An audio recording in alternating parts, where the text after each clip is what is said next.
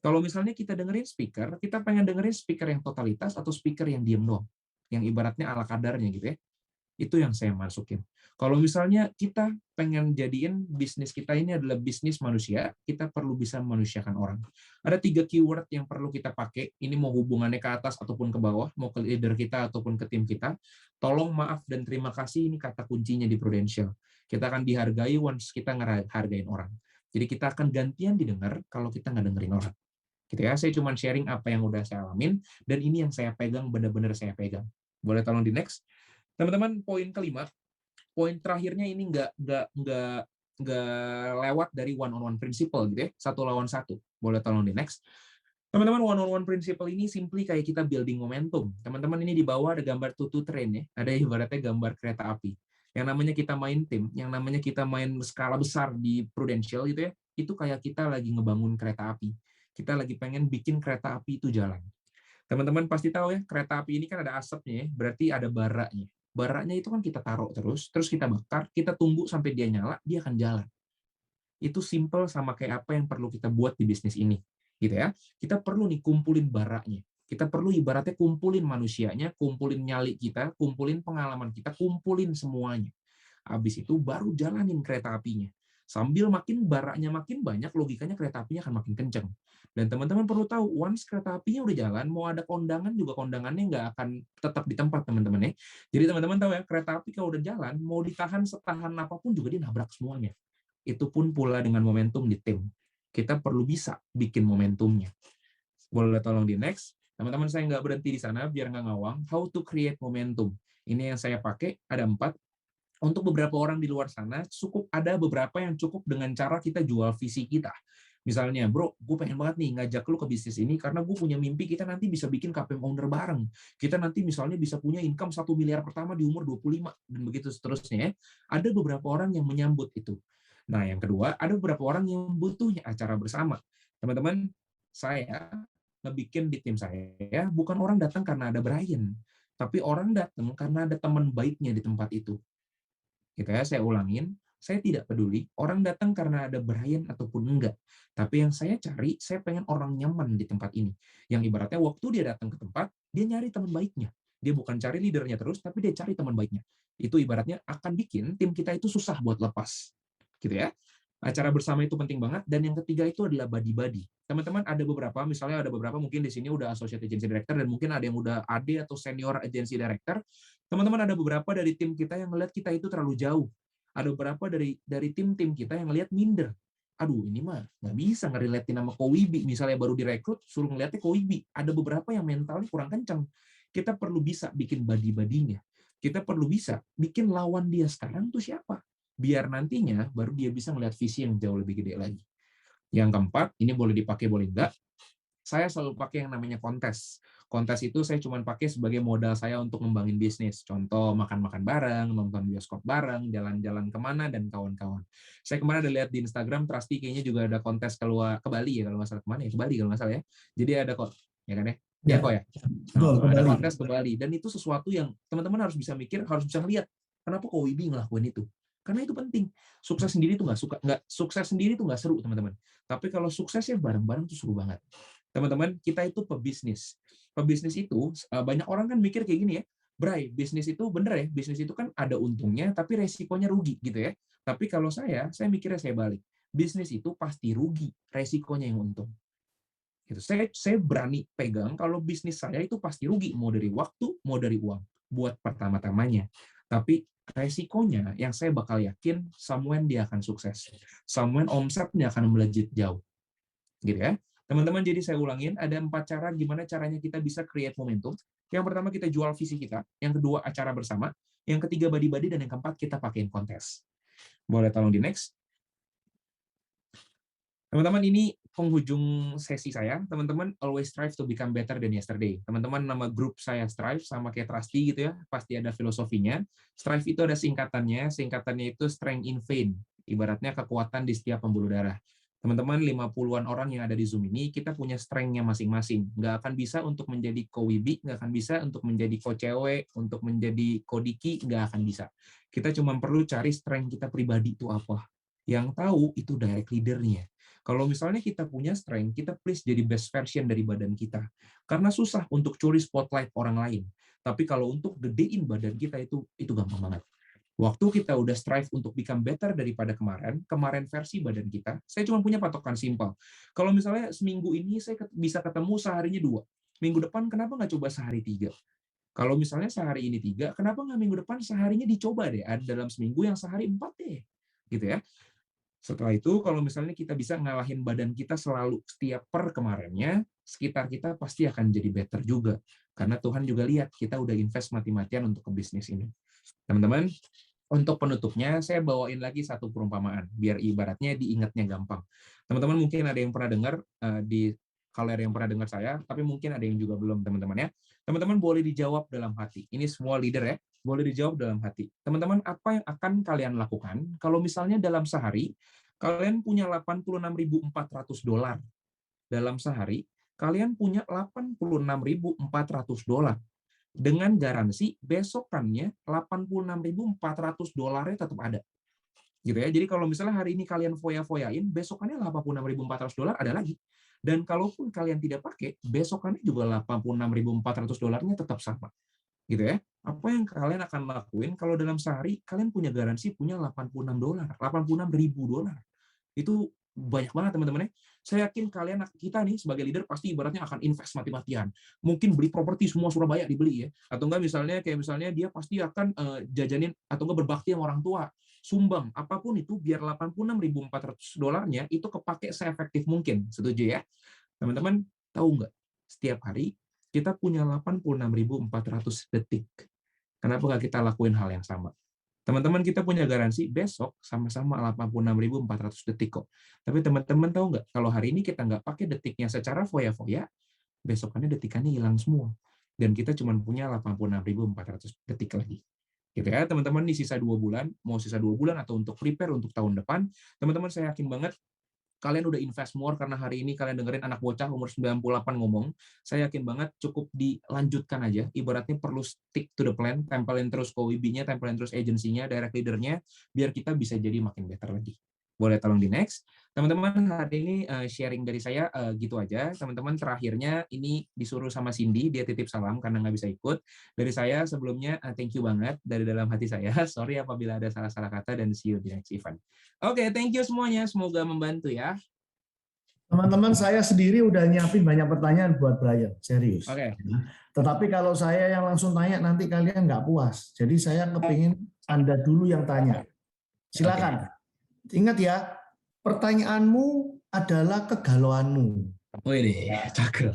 Pertanyaanmu itu adalah sesuatu yang kamu nggak terpecahkan gitu loh. Dan semoga dengan Brian sebagai hari ini kita jadikan role model, jadi figur salah satu ya tim builder muda yang berhasil, nggak main-main loh. Saya nggak akan ngawur tampilin orang berani bicara untuk kalian tapi orang ini ngaco, nggak bakalan.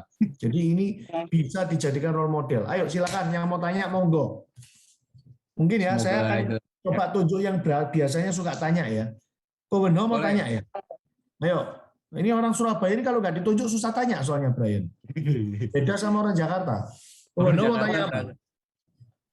Oh kalau Jakarta ngeri, siapa mau tanya langsung rebutan, betul ya? Nggak habis-habis waktunya. Kalau Surabaya susah. Kadang kita pancing satu pertanyaan 100.000 masih nggak mau. Mereka minta sampai 1 juta. Iya. Kowenho silakan, mau tanya apa? Brian, gimana? Ya, dengar ya? Dengar, aman. Dengar. Gimana caranya kalau kita ngerekrut anak-anak yang umur 25, umur 20 lebih, mereka pasti alasan nggak punya pasar, nggak punya, ya mesti banyak alasan loh. Gimana caranya? Oke, ini berarti kan clearly apa yang terjadi sama hidup saya gitu ya. Saya juga direkrut umur 19 tahun gitu ya. Saya nggak tahu saya mau prospek siapa. Maksudnya kalau dibilang keluarga saya itu pas-pasan. Maksudnya kalau papa saya waktu awal saya join malah nggak dukung. Jadi ibaratnya ring satu saya tuh nggak bisa diapa-apain. Dan saya tahu saya perlu lewat ibaratnya orang tua teman atau nggak lewat temennya orang tua teman dan kawan-kawan. Simply ada satu cara gimana cara ngejalanin orang di umur 20-an. Kita perlu bisa bikin gerombolannya. Karena mereka jarang yang bisa jalan sendirian. Mereka itu kan bagusnya adalah tenaganya berkelimpahan, Tapi jeleknya untuk ngedown itu perkara 15 detik ngedown lagi, gitu ya. Tapi kalau ibaratnya kita bisa bikin mereka skala teman-teman yang masuk semua, mereka buat join itu jarang anak muda yang punya mimpi jauh. Ibaratnya pengen beli rumah umur segini, pengen ini umur segini itu jarang. Mereka itu banyak kan kayak gini. Oh asik nih, minggu depan nongkrong lagi. Atau enggak, bulan depan nongkrong lagi. Kasih pantik-pantikan kontes bareng teman-teman dekatnya. Kita cuma perlu punya 1-2 pion kepala. 1-2 pion ini yang harus ngebantu kita untuk ngebondingin timnya. Karena saya pun paham, waktu saya ngerekrut umur 30-an, bercanda saya kadang nggak masuk. Jadi saya perlu semacam punya tangan kanan di umur 30-an. Begitu pula dengan umur 40-an. Saya bercanda ke umur 40-an, mungkin dikira kurang ajar. Makanya saya perlu nih, ada ibaratnya punya tangan kanan di umur 40-an. Begitupun pula dengan 20-an. Itu yang saya bilang pertama, yang namanya kita leader gitu ya, kita perlu bisa atur taktiknya. Kita perlu ibaratnya tahu nih, teknis yang works itu yang mana. Dan kalau di umuran, dia itu suka ngobrol sama orang yang mirip-mirip sama dia pemikirannya. Bukan ibaratnya kita nih sebagai leader yang salah.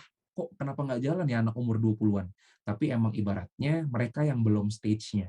Jadi kalau pengen megang umur 20-an, emang kita perlu sabar-sabar. Tapi once mereka udah dapat polanya, mereka jalannya geragas banget. Karena mereka punya audiensnya gede banget. Mereka punya geng, mereka lagi milenial, sosial medianya jalan banget, tapi emang harus dapetin pion-pion kepalanya. Begitu kok, semoga menjawab ya. Kowenho sudah puas apa belum? Ya, jelas. Brian ngelanjut dari yang Kowenho tanya ya. Boleh. Ketika kamu awal join umur 19, pertanyaan saya, kan nggak mungkin kamu bisa sadar sendiri apa yang harus dilakukan. Yep. Saya yakin leadermu say something. Nah, apa say something-nya itu? Kita mau belajar itu. Apa yang dilakukan leadermu ke kamu sehingga kamu jadi kayak gini? Oke. Yang dilakukan leader saya itu teman satu kelas sama saya. Jadi waktu itu sebenarnya alasan saya join itu karena kayak gini teman-teman. Saya itu punya geng berenam. Jadi makanya saya bilang kenapa rekrut pentolannya, rekrut gengnya. Saya itu punya geng di kampus berenam. Jeremy itu leader saya join 2 tahun sebelum saya, gitu ya. Dia teman baik saya di kampus. Jadi ibaratnya waktu itu dia rekrut saya tuh 4-5 kali. Cuman saya nggak mau. Karena saya mikirnya apaan sih kerja agen asuransi? Saya mikirnya kayaknya last option job deh. Karena dulu saya gengsinya tuh gede banget, jujur aja. Saya gengsinya tuh gede banget.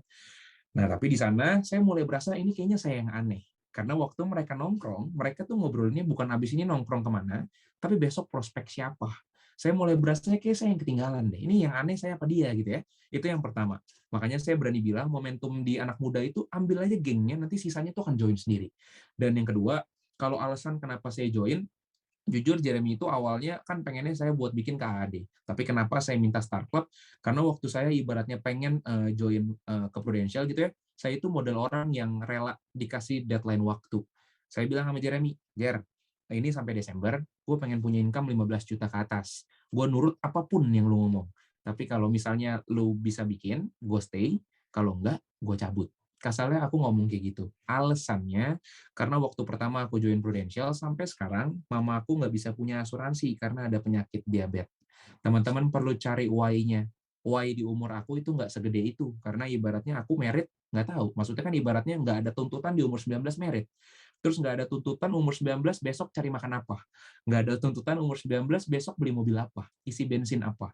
Tapi why aku, karena mama aku umurnya udah 58. Bedanya jauh sama aku, dan aku takut telat. Jeremy berhasil sentuh itu. Begitu kasarnya. Cukup menjawab lah ya. Teman-teman lihat ya, itu hot button ketika Anda lihat jarak antara orang yang kamu mau rekrut dengan orang tua, di mana orang tua cukup umur. Nah, itu kalau Anda touch sisi emosionalnya, kalau dia memang anak yang baik ya, anak yang benar ya, pasti dia akan ngebut lah, ingin cepat buktiin ke papa mama ya. Oke, saya lihat Tobias mau tanya nggak nih, sama-sama di Jakarta nih. Mau nanya kok. Woi, Jakarta. Oh, ada yang mana? Halo. Siapa tuh? Halo. Ya, Siapa mau tanya? Halo bro. Andri. Salam kenal. Andri. Halo, Oke, Brian. Andri. Halo. Brian. Halo malam. Pagi dong. Kita pagi dong. produser pagi ya. Yoi. Oke, Brian, aku mau nanya dong, Brian. Itu terus kan aku punya partner kebanyakan memang seusia Brian pada saat mulai 19 tahun, 20 tahun, 21 tahun. So, pertanyaanku gini. Gimana cara Brian mengatur waktu, time management Brian di saat waktu Brian kuliah, terutama kan itu mendekati skripsi ya, kebanyakan timing itu ya. Ya. Gimana time management Brian menjalankan Prudential di saat timing yang seperti itu? Thank you. Oke, sama-sama.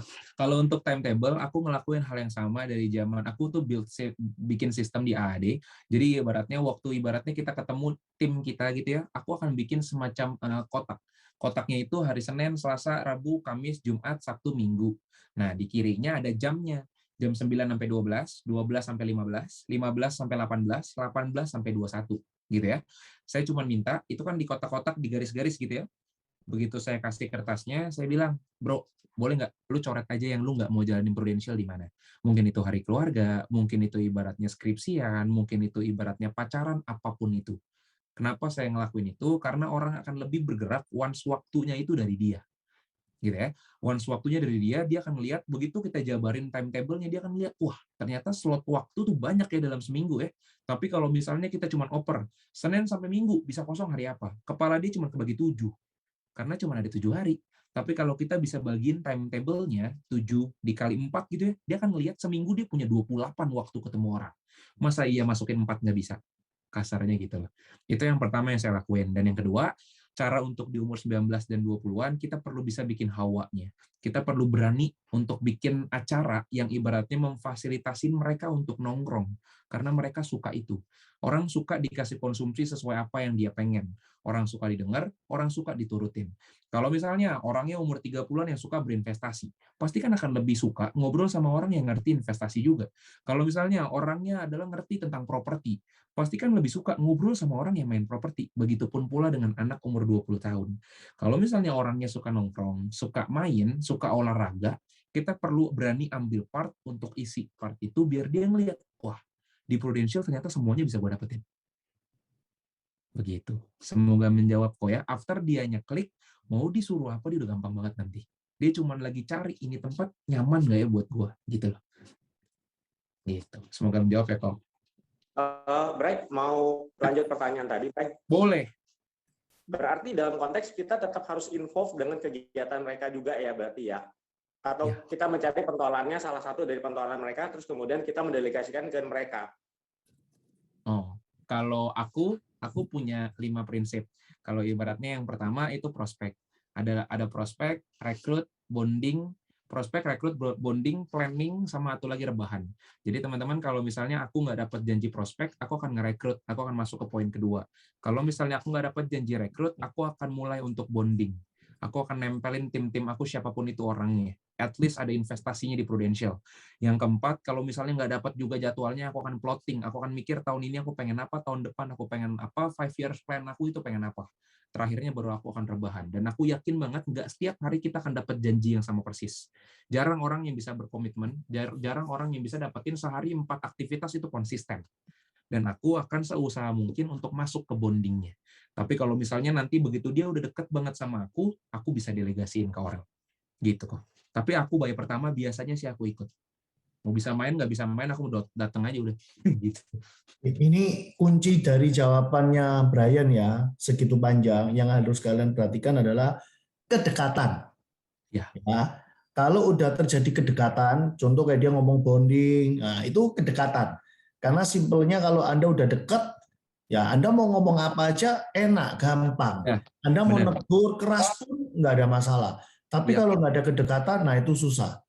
Ya, benar. Nah. Kenapa aku cuma mikirnya kedekatan itu penting banget. Teman-teman, kita sebagai leader, kita perlu tahu kita nggak gaji mereka. Dia itu ibaratnya ngedengerin kita juga udah oke banget. Jadi kenapa nggak kita treat mereka sama kayak partner bisnis kita. Toh nanti kalau dia udah loyal banget, enak banget. Kalau udah loyal banget, udah enak banget. Tapi ya kita perlu capek di setahun 2 tahun pertama. Kan namanya relasi itu contoh, ada yang punya privilege misalnya udah ngerekrut teman baiknya dari SMA, ya udah beres itu mah relasinya. Tapi kalau kita ibaratnya baru ngerekrut orang, ya kita deketin dulu dia. Sampai ibaratnya dia yang nagih buat ketemu kita. Karena dia pengen ngobrol. Gitu. Dan teman-teman gunakan waktu lebih banyak bonding dan kedekatan ini kepada tim yang tipikalnya adalah tipe average. Ya, kalau udah tipe star nggak perlu. Karena tipe star udah waktunya jalan sendiri ya. Kalau kamu tambah lama tambah banyak, tambah lama tambah banyak, nanti kamu jadi tanya, "Ko Wibi gimana punya agent 40 dikumpulin semua?" Ya nggak mungkin.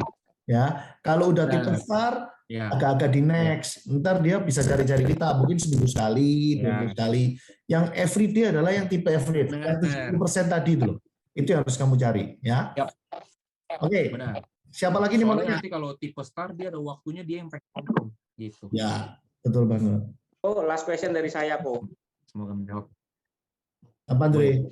Oke, Brian, gimana caranya Brian melakukan bonding untuk leveling? Contoh misalnya gini, saya ini posisi di umur 40-an, sedangkan saya punya partner bisnis rata-rata umur 19-20 tahun. Nah, itu kalau misalnya Brian kan kebalikannya nih. Brian sendiri kan levelingnya atas berarti.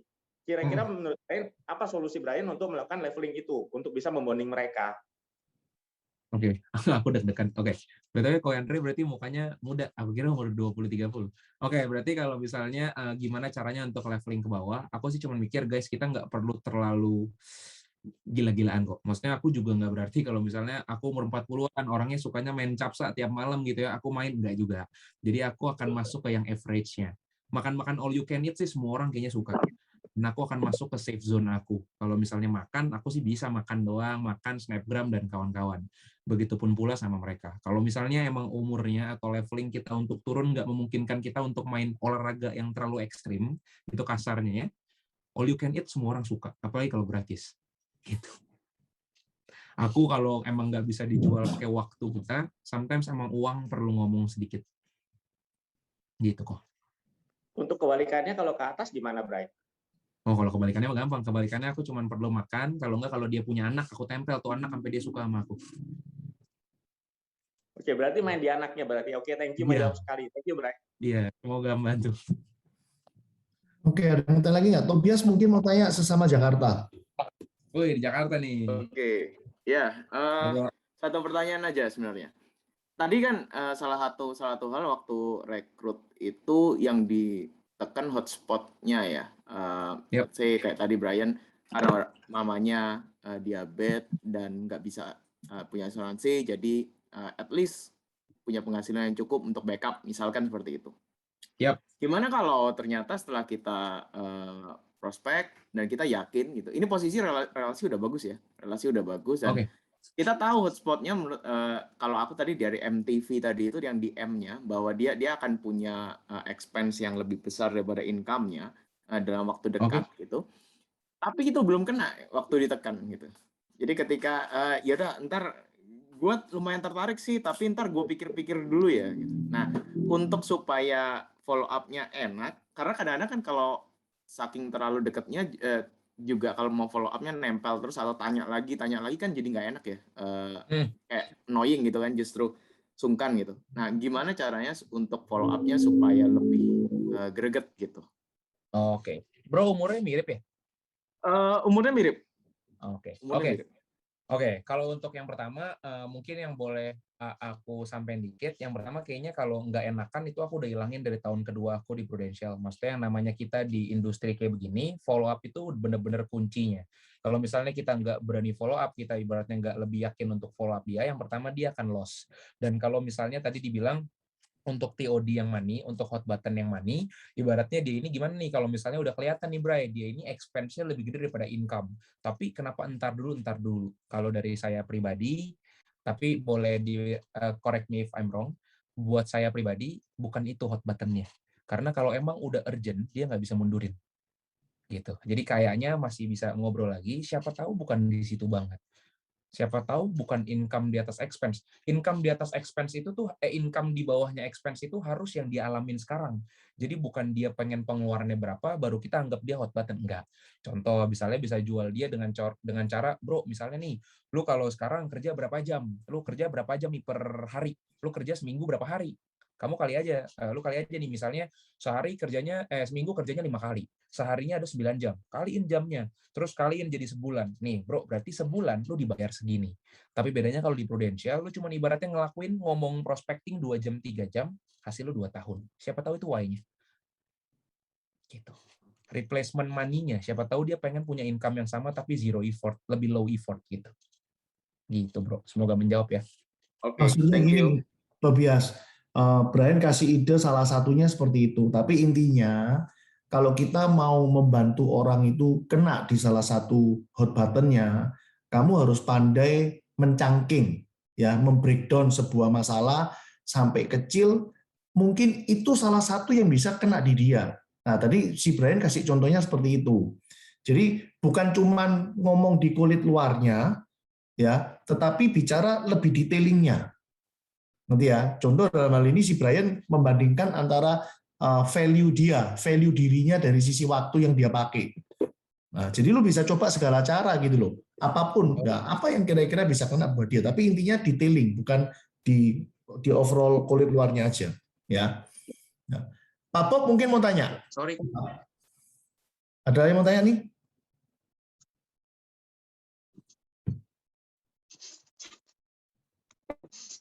Pak Bob?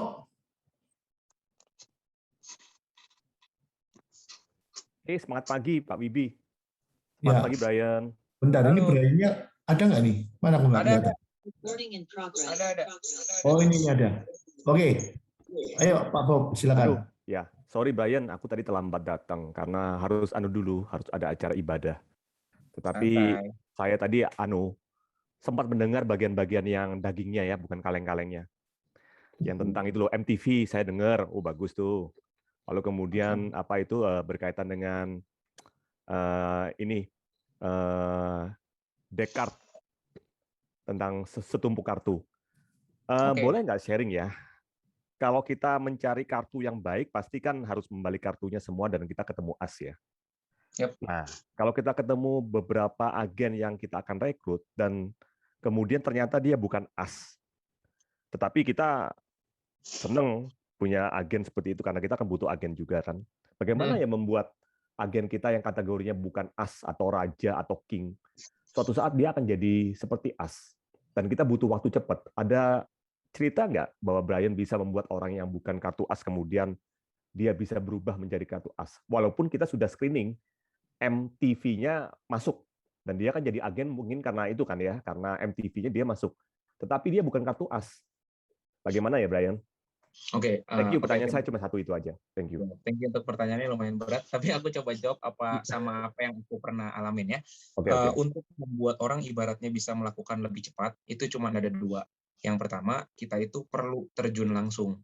Jadi sometimes kitanya yang perlu ambil andil. Contoh kalau itu agent ya berarti join field-nya perlu dibanyakin karena perlu cepat. Yang kedua, karena ada satu prinsip yang aku pegang. Yang aku pegang itu kita itu nggak bisa ngerubah orang jadi kayak kita. Kita itu cuma bisa ngerubah orang untuk jadi versi terbaik badannya. Jadi kalau misalnya butuh cepat, saran aku cuma dua. Yang pertama kita sebagai leader untuk terjun langsung bantuin dia untuk join field, atau yang kedua kita rekrut lagi. Biar ibaratnya kita punya rasio baru. Karena kalau ibaratnya orang tuh ngelihat kita tuh butuh banget atau enggak sama dia. Kalau misalnya kita total untuk bantu dia turun ke lapangan, dia pasti akan lebih gampang. Karena kan pasti knowledge-nya Koko jauh lebih banyak daripada agent-nya gitu ya. Tapi begitupun pula, waktu kita bisa ngerekrut lebih banyak, probabilitas untuk jadi apinya akan jauh lebih gede. Gitu sih kok. Kalau dari aku, karena dari pengalaman aku, waktu tahun pertama, tim aku itu puji Tuhan sekitar 20-an doang. Waktu dari agent naik ke AAD. Di AAD itu aku finish di angka 90 something timnya. Sekarang ini Strive itu 130, 140. Dan itu pun juga banyak yang ibaratnya rasio. Karena teman-teman, agent itu, orang itu datang dan pergi. Tapi kita akan lebih gampang kalau kita rela untuk naikin rasio rekrutmennya. Kalau untuk memperbagus orang, nggak ada satupun lagi cara kecuali kita yang mau lebih kasih effort. Gitu. Jadi aku percaya banget sama satu omongan dari Ko Herianto Tandra, leadernya almarhum Ko Agus kalau ada yang tahu. Jadi intinya dia ada ngomong, teman-teman agent jadi AAD 90% itu andil leadernya. Kitanya mau bantu dia beneran atau enggak. Jadi kalau kita udah kasih full heart buat dia, emang ini orang butuh cepat dan kita rela terjun, dia pasti jadi leader. Gitu. Begitupun kebalikannya. Gitu kok, semoga membantu ya. Oke, thank you Brian. Saya pikir saya pilihannya adalah yang pertama, mesti saya yang turun dan kemudian saya menjadikan role model dulu. Tapi sambil rekrut juga yang lain yang banyak. Oke. Yes. Thank you, sukses kok. Ya, thank you Brian. Brian, saya mau buktiin apa yang saya ajarkan ke tim saya ya. Saya kan belum tahu keadaanmu, tapi saya mau buktiin dengan satu pertanyaan. Kamu tadi bilang timnya Strive saat ini 130 something. Iya. Yang asli kamu rekrut, original kamu yang bawa berapa orang? Yang asli kamu yang rekrut loh ya, bukan agent get agent. Jadi pertanyaannya, berapa agent kamu rekrut asli, kamu yang rekrut beneran, dengan di luar yang kamu rekrut alias agent get agent. Dari 130 itu. Direct aku paling 20-an mentok. Oke ya, jadi benar, memang kalau mau jadi team builder, mau jadi leader besar, itu nggak bisa ngandalin agent originalnya sampai jadi banyak. Ya, agent original ada keterbatasan, tapi agent get agent itu unlimited karena satu orang yang muncul bawa lagi fresh market dan seterusnya.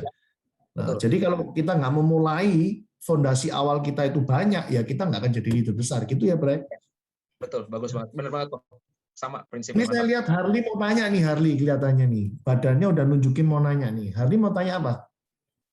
Udah ngempet-ngempet ini. Nggak ada? Enggak sih Kobi, cuman apa ya, kagum banget lah, maksudnya dalam usia muda udah cara berpikirnya dewasa banget. Thank you banyak sharingnya, masukannya banyak sekali. Thank you ya Brian ya. Thank you, sukses. Dulu itu Koko cewek juga masih muda sudah dewasa banget. Tapi kebanyakan nonton bokep kalau dia. Bukan karena dewasa bisnis. Ini santai ya, oke. Ini Agus mau tanya nggak nih Agus? Agus biasanya suka tanya. Agus? Oh, nggak tanya ya. Ada lagi yang mau tanya? Ayo silakan. Ayo, waktunya masih banyak. Brian sudah ngomong sama saya. Kok saya hari ini lost? Iya. Mantap. Diki mau tanya. Diki sebagai new AAD, silakan tanya. Usiamu juga nggak beda jauh sama Brian.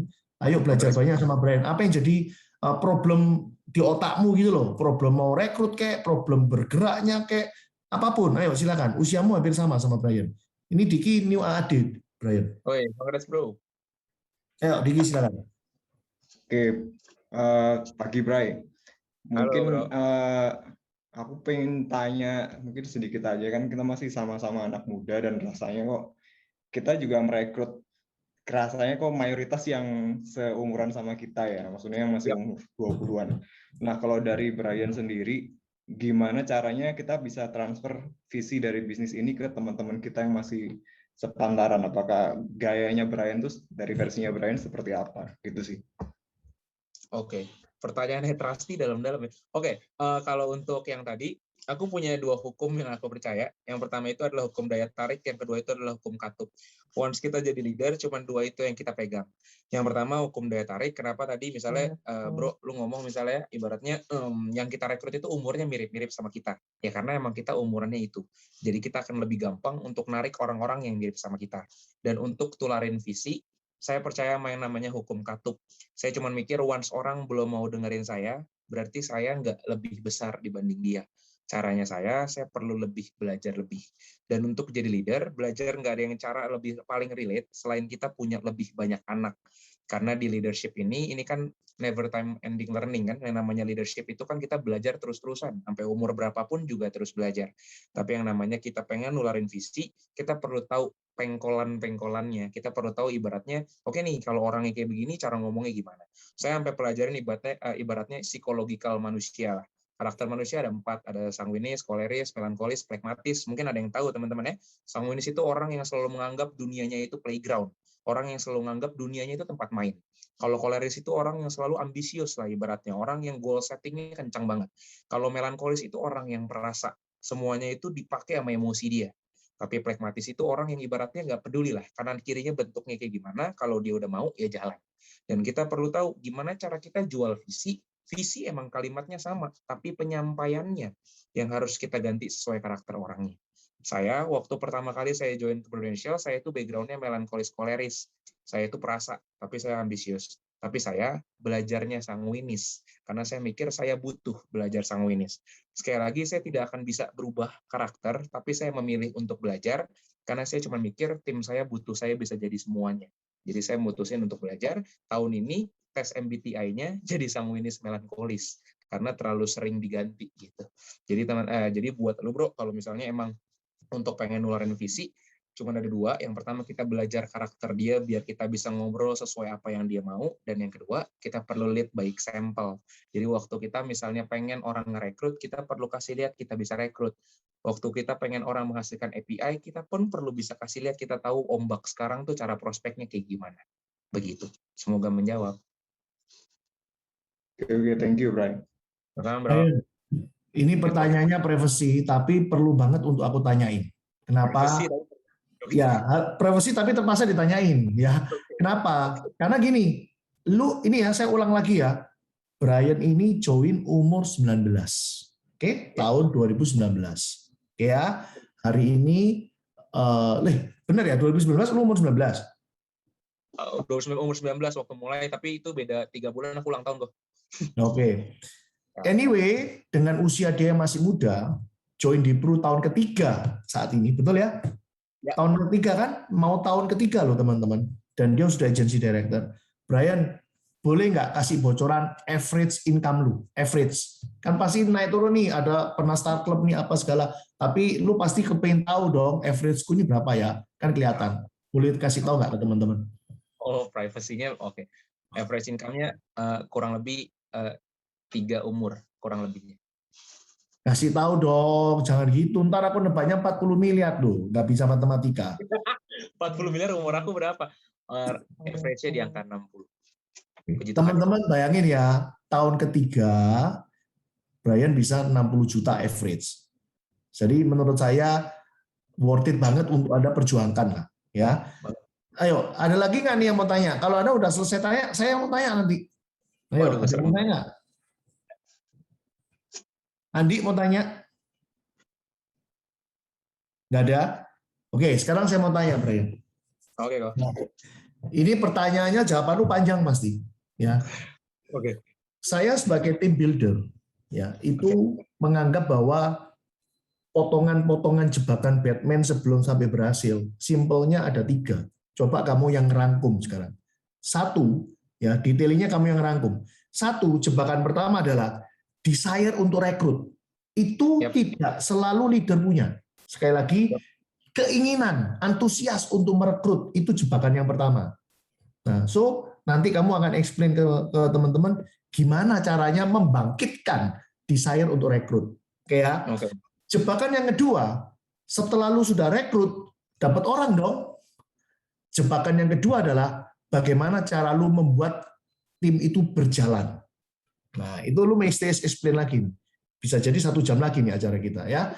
Kemudian jebakan yang ketiga adalah setelah orang itu berhasil jalan, berkontribusi API dan sebagainya, bagaimana membuat orang itu bertumbuh. Betul? Beda loh, antara bikin orang jalan dengan orang bertumbuh itu nggak sama. Bagi saya tim builder itu simple thing-nya cuma 3 itu. Ketika lu bisa punya desire rekrut, lu udah aman di level pertama, kemudian lu pandai membuat orang mau jalan, itu lu sudah lulus jebakan yang kedua, dan yang terakhir lu berhasil bikin orang berkembang, bertumbuh. Nah, gimana versi lu? Nggak apa-apa, acaranya jadi 1 jam lagi nih gara-gara lu. Oke. Ayo silakan lu jawab. Versi Ini lu. Oke. Kalau untuk desire rekrut gimana ibaratnya buat kita ngebikin desire-nya gitu ya. Kita pengen finish kayak gimana dan kawan-kawan. Ini sih versi aku berarti kok ya? Versi lu boleh ditambah dengan versi lu nyadarin orang. Terserah. Jadi 2. Kayak pedang mata 2 gitu. Lu sendiri sama lu gimana beresin orang. Ya kan? Sama kan waktu kemarin lu bisa jalan, gimana lu beresin diri lu, dan gimana lu hari ini bikin tim lu jalan. Ketika lu bikin berkembang, bertumbuh, gimana terhadap diri lu sendiri, dan apa yang lu lakukan ke tim lu. Oke. Bisa 2 jam berarti. Iya, panjang ini ya. Ya udah oke. Kalau misalnya desire untuk rekrut gitu ya. Kalau dari aku sendiri, aku cuma mikir, ibaratnya nih, aku tuh orang yang suka ibaratnya aku tuh nggak punya goal dari badan aku sendiri awalnya. Jadi aku itu perlu punya why-nya orang lain. Jadi why-nya aku itu ada di mama, sama satu lagi di pasangan aku. Jadi ibaratnya why aku itu dari mereka. Dan kenapa aku ibaratnya nggak puas untuk pengen jadi AAD dan AD doang, tapi ibaratnya pengen jadi topnya inspiring-nya, agensinya, walaupun di umur aku yang 21 berarti ya, 21-22, karena aku mikirnya adalah cuman kayak gini. Dua-duanya sama-sama manusia. Kalau ibaratnya mereka ibaratnya punya privilege-nya adalah market-nya jauh lebih gede, aku cuma mikir gimana caranya buat aku menangin market-nya. Caranya adalah harus punya quantity yang jauh lebih banyak. Kalau misalnya dia satu case bisa closing 50 juta API, ya udah aku bikin bocah-bocah yang 6 juta API tapi jumlahnya ada banyak. Karena otomatis lama-lama akan kalah. Dan kalau untuk desire, ini sih aku nggak bisa ngomong banyak kalau desire gitu ya. Cara aku untuk menjalankan orang, untuk aku membuat mereka punya desire, aku tidak bisa muluk-muluk desire aku itu harus sesuai sama desire orang lain. Begitupun kebalikannya. Tapi once mereka pertama join, aku akan bukain yang namanya goal setting. Mereka akan buat goal setting jangka pendek dan goal setting jangka panjang. Yang namanya goal setting itu harus smart ya, specific, measurable, achievable, reliable, dan juga kayaknya adalah time. Harus kasih boundaries waktu ya. Jadi kita harus bikin goal settingnya. Kita harus bikin yang jangka bulanan pendek, sama satu lagi yang tahunan, satu lagi yang 5 years plan. Ibaratnya biar kita ngelihat ini orang tuh ambisinya pengen jadi mana. Gitu ya. Dan untuk desire kita cuma bisa pantik, kita cuma bisa ignite gitu ya orangnya dari bentuk pertamanya. Kalau misalnya dia bentuknya emang ambisius jauh banget berarti gampang. Tapi kalau emang orangnya ambisinya adalah misalnya di 5 tahun pertama misalnya cuma pengen beli mobil gitu ya. Ya sudah, aku cuma mikirin di kamus belakang aku gimana kalau 3 tahun. Gimana kalau ibaratnya lu kasih gue 3 tahun, kita pakai cara kita bareng-bareng, lu bakal dapat goal lu. Gitu ya. Jadi untuk desire-nya aku sih nggak bisa direct terlalu banyak karena aku model orang yang ngikutin apa goal setting orang. Aku model orang yang lebih pengen untuk ngebantu orang tumbuh. Nanti aku akan jelasin di nomor 3 berarti pertanyaannya ya. Ini kayak ujian esai. Nah, itu untuk desire jadi aku lebih ke sana. Dan kalau untuk nomor 2, gimana cara aku untuk maintain orang? Gimana cara aku ibaratnya untuk membuat orang berjalan ya, untuk membuat orang jalan di bisnis ini? Yang pertama, aku akan join field work. Aku akan JF-in, aku akan kurang lebih kasih pengajaran 2 jenis. Yang pertama teoritis, yang kedua praktikal. Jadi biar dia ngelihat dan dia ready dengan semua situasinya. Dan dia juga ngelihat dia nggak jalan sendirian. Karena jarang ada orang yang mau terima resiko itu sendirian. Jadi aku akan mempasang badan aku untuk tameng depannya. Kalau amit-amit klaim lu susah atau nasabah lu rese, ada gua. Kasarnya begitu, ada saya gitu ibaratnya. Dan untuk memaintain orang, aku akan join field work. Habis dia dapat apinya, habis dia pecah telur sebutannya kalau di perut, habis dia pecah telur, aku akan kasih kontes pendek. Aku akan kasih kontes pendek, sembari aku akan temuin dia sama komunitas aku. Biar apa? Bukan dia cuma dapetin, oke, leader gue bisa ngajarin technical dan juga practicalnya, tapi dia juga ibaratnya punya vibe yang oke banget. Kenapa gue harus pergi? Kasarnya begitu. Gue udah punya mentor, gue bisa jalanin, gue bisa dapat gue bisa dapat achievement, dan ibaratnya gue punya teman-teman yang oke banget. Itu cara saya untuk menjalankan orang. Dan kalau yang ketiga, bentar. Gimana cara saya untuk membuat orang bertumbuh? Buat saya, orang bertumbuh itu ada 2 jenis. Perbendaharaan ilmu paling gede itu di buku, itu pasti. Saya baca buku juga disuruh banget awalnya karena saya nggak suka, tapi buat saya sekarang buku itu penting banget. Jadi teman-teman, di kita gitu sekarang ya, waktu kita pengen bikin orang bertumbuh, kita perlu pikirin juga kitanya pengen tumbuh atau enggak. Gitu ya. Saya cuma mikir gimana caranya kunci sukses. Kunci sukses tuh nggak ada. Kalau kunci gagal itu ada. Kunci gagal itu berhenti. Kalau misalnya kita stop, ya udah selesai semuanya. Kalau misalnya kita mutusin buat stop, ya udah selesai semuanya. Kalau gimana cara saya pribadi untuk ngembangin orang, once dia udah leader gitu, atau enggak berarti deh, dari agent yang pertama saya akan jelasin, ini panjang banget. Dari agent saya akan jelasin ibaratnya produknya gitu ya. Kayak biasa, sales cycle, produk, bikin janji, dan kawan-kawan. After udah selesai, nanti once dia mau jadi leader, aku akan bertumbuhin dia ke arah, it's okay, lu bisa pakai gue untuk ngerjain pendingan, tapi lu boleh mulai pegang tim lu pelan-pelan. Tapi tenang aja, gue bantuin. Aku rela untuk paling capek di tim. Aku rela untuk paling capek di tim. Saya nggak pernah pegang omongan, saya nggak pernah suka kalau misalnya agent itu harus lebih capek dibanding AD harus lebih capek daripada AD. Aku cuma mikir kalau aku bisa lakuin kenapa enggak. Gitu. Kalau misalnya untuk ngembangin orang, aku akan buat yang namanya book club.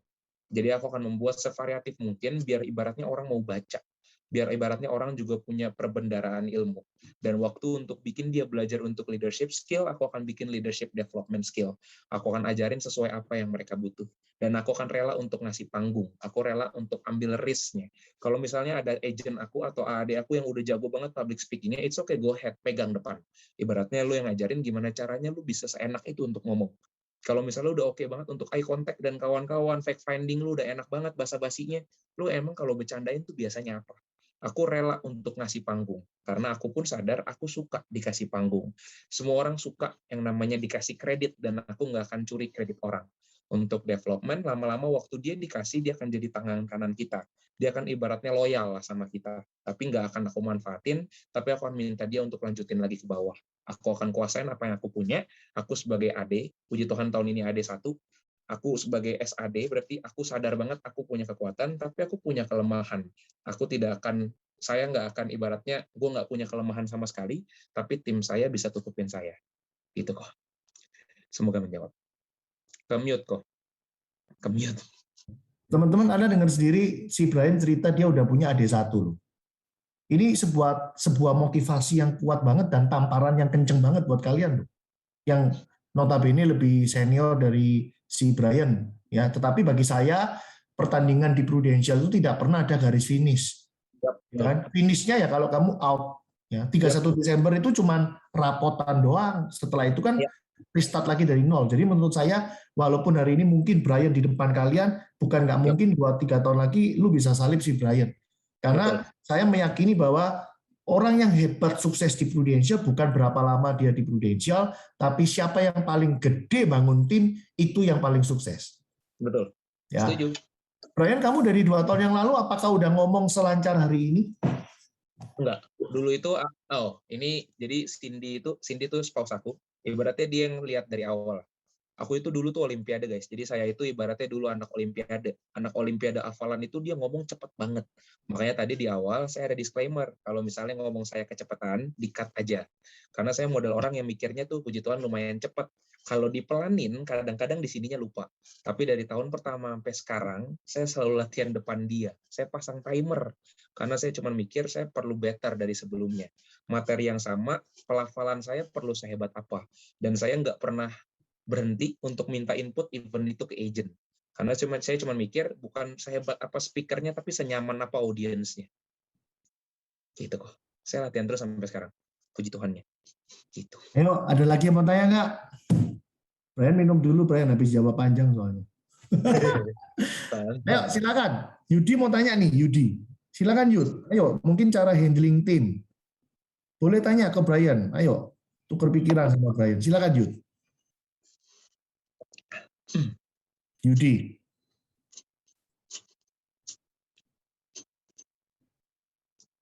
Yudi lagi cari tombol unmute atau gimana ini kok hadap kamera game terus dipanggil? Sudah sangat bagus sekali nih, keren banget ini sih. Kamu dipanggil diem gini terus, tak kira lagi nyari tombol unmute itu nggak ketemu. Nggak memastikan kalau yang dipanggil adalah saya. Winas mungkin mau tanya Winas, atau mungkin mau mancing-mancing Brian supaya Brian keluar lagi ilmunya Winas.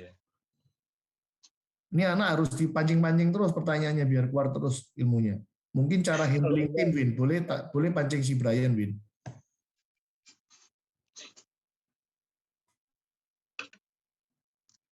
Winas.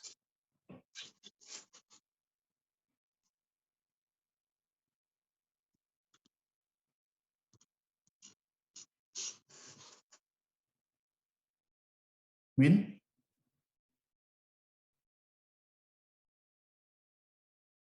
Masih ke-mute itu, Win. Oh, dia nggak bisa open mic, dia lagi handle acara juga. Ada yang mau tanya lagi nggak nih? Ayo. Ada nggak? Semangat semuanya ya. Kita ketemu di klub. Ini Kandu mungkin mau tanya nih, kok tiba-tiba nyalain kamera. Kandu mau tanya ke Brian tentang handling tim mungkin? Ya. Halo Brian. Halo. Wah, keren ya. Sharingnya aku betul-betul membuat aku terpukau. Brian, tadi kan sudah ada direct leader. Itu rata-rata background-nya apa, Brian? Udah ada apa? Oh, direct leader. Iya. Background-nya kalau misalnya yang sekarang ada satu itu yang bekas bisnis, tapi umurnya sih nggak terlalu jauh, umur 24-25. Waktu aku, berarti sekarang 26 dia. Yang satunya mahasiswa, bahkan belum fresh graduate. Satunya itu karyawan. Satunya itu, yang tahun ini yang puji Tuhan udah confirm nambah 2 direct-nya. Yang satunya itu scientist, jadi bekas anak biotek yang ternyata kurang enak di karyawan. Sama satunya lagi itu dia freelancer tadinya kerjanya, fotografer. Oh, oke. Rata-rata seumuran ya, kepala 2 semua ya? Iya, rata-rata sementara ini kalau direct leader-nya iya kepala 2. Oke. Nah, bisa nggak kasih contoh salah satu aja? Kan waktu Brian lihat, oh ini anak ini potensi nih, jadi bisa diterusin jadi leader nih, di follow up. Kira-kira Brian melakukan apa dari dia sampai di hari dia join, Brian lihat anak ini potensi, terus treatment-nya Brian ke dia itu seperti apa, sampai dia akhirnya termotivasi mau juga jadi leader. Terus tadi kan Brian ngomong nih, 90% kalau kita cetak AAT itu adalah peran leadernya, betul ya? Nah, iya, betul. Bisa nggak cerita lebih detail? Peran leader itu yang dimaksud Brian itu seperti apa? Karena saya merasa bahwa banyak leader yang sebetulnya nggak ngerti gitu. Maksudnya ini bagaimana ini treatment-nya ke direct-nya. Nah, mungkin treatment-nya si Brian untuk ke si calon AAD-nya ini yang menurut Brian ini potensi sampai 90% itu bisa di AAD. Nah, itu gimana? Oke, gila pertanyaannya Trusty tajam-tajam. Kalau untuk ibaratnya apa treatment yang aku pakai gitu, ibaratnya gimana caranya untuk membuat agent bisa keluarin potensi dan jadi leader gitu ceritanya ya. Aku nggak pernah patokin orang itu pakai omset. Saya nggak pernah patokin di tim itu pakai API, tapi saya patokinnya itu lagi-lagi pakai aktivitas. Waktu agent pertama ke rekrut, saya itu selalu pasangnya itu 3 bulan. Teman-teman, tapi sekali lagi ini cara yang saya pakai, nanti boleh didiskus lagi sama Ko Wibi ya, biar enak ya. Jadi yang pertama itu saya kasih 3 bulan. Kalau misalnya setelah 3 bulan gitu ya, saya temenin, saya coaching dan kawan-kawan, tapi dia tetap misalnya cuma ketemu orang satu dan kawan-kawan, saya udah tahu lah stage-nya bentuknya di mana. Bukannya tidak saya pegang, tapi tidak saya prioritaskan. Dan kalau untuk ibaratnya yang namanya cetak leader, saya juga pengen strive ada 130 orang, 130-nya semuanya leader, saya juga pengen banget. Tapi kan tidak begitu cara Tuhan bekerja ya. Jadi ibaratnya saya itu yang saya bilang 90% dari cara agent jadi AAD itu peran leadernya. Separah apa saya, karena saya itu bisa ibaratnya JF misalnya saya itu tidak punya patokan saya boleh join field berapa kali. Misalnya kalau orangnya minta saya ada yang misalnya tahun pertama saya join setahun kayak mungkin 40-an kali saya JF ada, tapi saya tidak pernah anggap pusing. Selama saya kosong saya akan turun. Selama saya kosong saya akan temenin, tapi JF-nya akan saya atur. Jadi nggak semuanya saya yang prospekin, tapi semuanya saya di sebelahnya. Jadi dia yang ambil take charge-nya, tapi at least mungkin itu orang cuman butuh berasa ada teman gitu loh. Karena kan jarang umur-umur 20 yang mau prospek kelayapan sendirian. Nah, saya perlu isi tuh feeling-feelingnya dikit-dikit. Saya perlu isi ibaratnya ini orang tuh butuhnya apa. Dan untuk ibaratnya kalau buat ngerekrut, saya paling rela untuk ibaratnya Bray, besok dong bantuin gue untuk ngerekrut di sini. Ya udah nggak apa-apa. Jadi semuanya akan saya coba turun tangan kalau saya lagi kosong. Gitu kok. Kalau untuk yang 90%, kenapa ibaratnya dari agent KAD itu 90% leadernya, karena biasanya orang itu nggak jadi leader antara dua. Emang yang pertama leadernya terlalu berharap, misalnya omsetnya masih misalnya kecil banget, mungkin 0, tapi sisa sebulan tapi leadernya pede banget, itu yang pertama. Yang kedua, leadernya yang putus kontraknya. Leadernya yang ibaratnya, kamu kayak tahun depan aja deh. Gitu. Tapi aku nggak tahu ya, ibaratnya ini boleh dicocokin lagi ke timnya masing-masing. Orang nggak jadi AD cuma karena 2. Yang pertama leadernya kepedean, yang kedua itu karena kita yang mutusin untuk nggak mau pegang lagi karena kita nggak mau capek. Tapi saya cuma terimanya. Dulu waktu pertama kali saya join, saya nggak begini bentuknya. Saya ditemenin, jadi saya cuma mikir kenapa nggak saya gantian temenin orang. Emang paling susah itu untuk memperlambat tempo kerja. Tapi di sini saya belajarnya, kita perlu tahu stage orang join itu titiknya di mana. Siapa tahu emang kita yang udah terlalu jauh, jadi kita yang perlu turun tangganya. Itu kok, semoga menjawab. Oke. Berarti istilahnya kamu join field work baik untuk selling maupun untuk rekrut. Yap. Oke. Thank you, Brian. Sukses kok. Oke, teman-teman saya tergugah untuk ikut menjawab ya, nggak apa-apa ya. Jadi intinya tadi pertanyaan kamu cukup menarik. Apakah si Brian bisa lihat potensi orang sehingga disupport jadi AD? Ya, teman-teman, kalau saya pribadi ya pengalaman saya handle agen saya ataupun AAD saya atau AD saya atau istilahnya semua tim under saya dengan effort yang sama. Tidak ada yang saya bedakan, saya tidak bisa menebak siapa yang potensi. Karena berdasarkan pengalaman, ada sering kejadian saya lihat potensi ternyata nggak jalan, ada yang saya pikir nggak jalan ternyata potensial. So, saya ambil keputusan dari dulu effortnya sama. Tetapi, nah ada tetapinya nih, ketika effort itu diberikan sama, misalkan nih saya punya 20 agen ya, saya effortnya sama teman-teman. Tetapi seiring waktu, daily, weekly, monthly, effort ini akan pelan-pelan terpecah. Terpecah dalam arti apa? Tim ini akan kelihatan siapa yang tipe star, siapa tipe average, siapa tipe dog. Kita harus bisa memecahkan ini supaya apa? Supaya Anda nggak salah memberikan effort. Nah, dari mana kita bisa tahu? Simple. Ya, ketika Anda memberikan effort yang sama nih ya, setiap hari, setiap minggu, setiap bulan, orang yang tipe star, cirinya kelihatan. Apa? Dia nurut, dia action, dan kelihatan ada hasil. Itu tipe star. So, orang yang tipe star ini pelan-pelan justru effortnya nggak terlalu saya kasih. Kenapa? Karena dia bisa cari saya. Ngapain saya mesti pikirin dia lagi? Nah, demikian pula ada yang agent saya ternyata PHP terus. Kelihatannya nurut tapi nggak lakuin. Kelihatannya nurut tapi nggak lakuin. terus gitu terus, PHP terus, ya seminggu, sebulan, 2 bulan, 3 bulan gitu terus.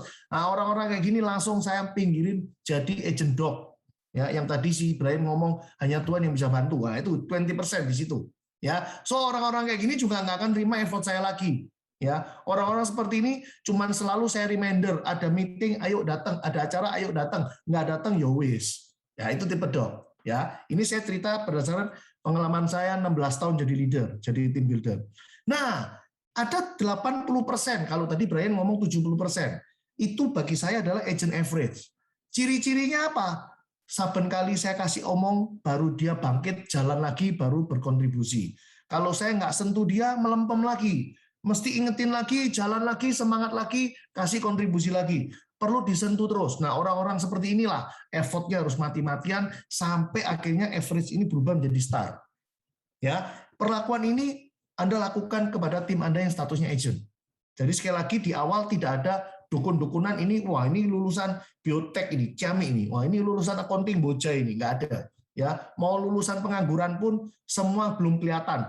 Akan kelihatan setelah Anda memberikan effort. Paham ya maksud saya? Anda udah mati-matian nih bantu dia. Nah, respon dia apa? Disitulah baru kelihatan Anda mau ngapain sama dia. Ya. Nah, sekarang Brian, saya mau tanya lagi nih sama lu. Brian, ini kan judulnya aja quality evening talk loh, ya. Talk loh, evening talk loh ini. Jadi bisa sampai bablas nih. Brian, tolong kamu kasih strategi yang pas. Kamu kan bisa mid-year promotion kemarin. Ya, berarti kan kamu bisa 900 dalam setengah tahun. Nah, kamu kasih 2 tips nih kepada para AAD kita. Bagaimana cara capai 900 dalam 6 bulan? Itu pertanyaan pertama. Pertanyaan kedua, dalam sisa waktu 1,5 bulan ini, kalau lu punya agen yang lagi on the way mau kejar AAD, apa strategi yang lu kasih ke mereka? Oke, ini versi aku aja nggak apa-apa kok? Iya, versi lu lah. Oke, siap. Oke, kalau untuk pertanyaan yang pertama itu pertanyaan yang aku udah lumayan hatam lah. Intinya aku ngobrol sama almarhum Ko Agus, CEO-nya Inspiring, dan aku selalu pakai itu tiap tahun dan puji Tuhan lumayan works. Nggak, works malah. Teman-teman ada satu yang ibaratnya bisa bikin kita beda, kita bisa selalu dapat MYLC, karena ibaratnya kalau orang kerjain cuma 6 bulan, kalian perlu kerjain 8 bulan. Aku akan start dari November. Kalau untuk MYLC, aku akan start 2 bulan lebih dulu. Jadi aku udah mulai, guys. Jadi untuk MYLC tahun depan, aku udah mulai rekrutin baru, kumpul-kumpulin yang kira-kira bisa pecah telur, kumpulin kira-kira jenderal barunya, mulai-mulai ketemuin nasabah lama untuk prospek lagi, dan kawan-kawan. Itu untuk mid-year leader challenge. Cuma ada satu caranya. Kalau misalnya kalian adu 6 bulan sama 6 bulan, banyak yang bisa dapat. Karena ibaratnya semuanya sama-sama punya 180 hari. Tapi kalau ditambahin 60 hari, jarang yang bisa kejar duluan. Karena mid-year leader itu kan ibaratnya cepet-cepetan. Emang top 200, tapi kan udah cepet-cepetan, tinggi-tinggian gitu kan. Jadi kalian boleh mulai lebih dulu. November, jadi kalian bisa jalanin lebih santai. Di Januari udah banyak case yang kalian tahan. Jadi waktu tahunnya baru, jebretin. Submitin semua waktu proof force-nya berubah. Kalau yang dari agent KAD kan proof force-nya berubah, baru disubmit. Baru kalian mainin, jadi case-case lamanya udah jalan, timnya udah jalan, sisanya tinggal kalian monitor. Jadi waktu yang lain lagi sibuk coachingin orang untuk jalanin tim, kalian timnya lagi gerak dan kalian prospek pribadi. Kalian menang waktu itu. Itu untuk mid-year leader challenge. Dan kalau untuk sisa 1,5 bulan, saya pun masih berjuang sama kayak kalian. Saya tahun ini pengen promosinya 4 AAD direct-nya. Sekarang ini confirm-nya itu 2, jadi masih ada 2 lagi. Apa yang akan saya lakukan? Saya akan taruh prioritas, saya akan taruh dia di atas saya. Jadi saya akan taruh prioritasin dia di atas waktunya saya. Kalau misalnya dia minta saya JF, dia minta saya coaching, dia minta saya apapun yang ada jadwal saya sebelumnya, saya akan geser. Karena teman-teman di 1,5 bulan ini waktu yang buat saya sih panjang. Karena sebenarnya masih ada sekitar 45 hari lagi. 45 hari lagi kalau konsisten aja sehari ketemu 2 aja, itu udah 90 orang. Dan saya yakin banget untuk omset AAD 300 juta API, kalau dia konsisten 2 orang aja terus-terusan 45 hari, pasti dapat. Sisanya saya cuma perlu keep good relasi sama anak-anak yang pengen kejar AAD-nya. Jadi saya akan all out-nya, saya akan JF-in, saya akan monitorin, saya akan benar-benar tempel, saya akan bikin di kepala saya yang pengen AAD. Karena biasanya akan lebih beban kalau begitu. Saya akan bikinnya, saya nih yang mau AAD. Kalau saya nggak dapat 300, berarti saya nggak dapat. Karena kadang kita ada di safe zone-nya.